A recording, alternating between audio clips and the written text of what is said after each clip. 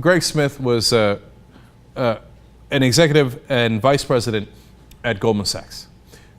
He had a little bit of a problem with his conscience because he said we're constantly ripping off the clients. In fact, he wrote a very famous editorial about that, and of course did not make a lot of friends on Wall Street.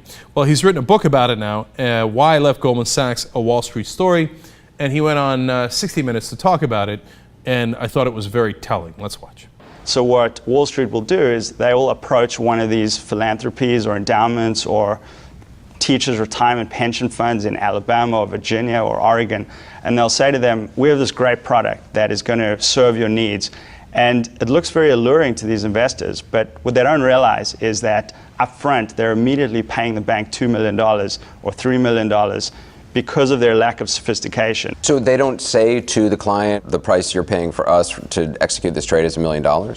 That's a huge part of the problem, not at all. How can it be that the client doesn't understand what the bank is making? These are very complicated derivative securities, which takes a PhD in physics or in engineering to understand. So did the people you work with want unsophisticated clients? Getting an unsophisticated client, it was the golden prize. The quickest way to make money on Wall Street is to take the most sophisticated product and try to sell it to the least sophisticated client.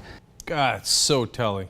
So, number one, did they hide their fees? Of course! Number two, look at that. They're just looking for suckers.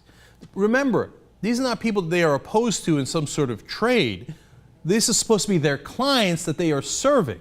They're not serving the clients, they're serving themselves. They're screwing over their own clients. They're looking around for the most unsophisticated clients and giving them the most sophisticated deals that screw them in one big sophisticated way. And so they go, oh, is that what happened? Oh, golly gee, we didn't see that coming. And he explained in this op-ed before, they called them puppets, referring to their clients. They talked about ripping out the eyeballs of their clients. And he says, look, a lot of people think that I came out because I don't like Goldman Sachs. He's like, that's not true. I worked at Goldman Sachs for a long time.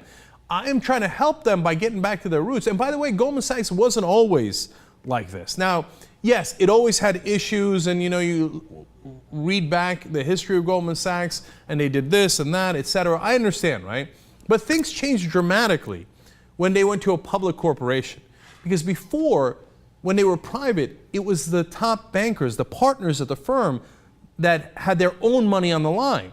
So if they screwed over their clients or they got a bad reputation, well, they might lose their own money.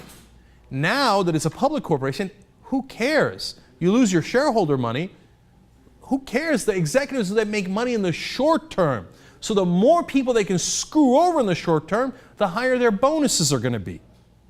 So that's why there's a new culture, an even worse culture at Goldman Sachs. Now, Greg Smith is trying to get back to them back to the old culture by outing them. But that's not going to work. The only way that you can get back to the old culture is if you had the old incentive system. And the banks, by the way, that were private did not crash in 2008 because they didn't want to lose their own money. That's why they didn't take crazy risks. Taking crazy risks with other people's money is easy. Taking it with your own money, not so easy. So that's the underlying problem at Goldman Sachs. But he also said one last thing that's really important. He talked about the pensions. When you go looking for suckers, the number one suckers at the table are the pensions. They're the most run by the most unsophisticated people, and the people that don't have a proper incentive system to make sure they maximize the returns and minimize the risk on those pensions, most importantly.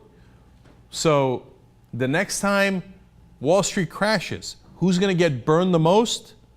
The pensions. You're going to get burned first. They're going to get burned last, if ever. And you remember what happened last time. We all got burned, and they got giant bailouts. In fact, they walked away still making record profits even after they crashed their economy. That's because we're the suckers at the table. How long are we going to allow this to happen?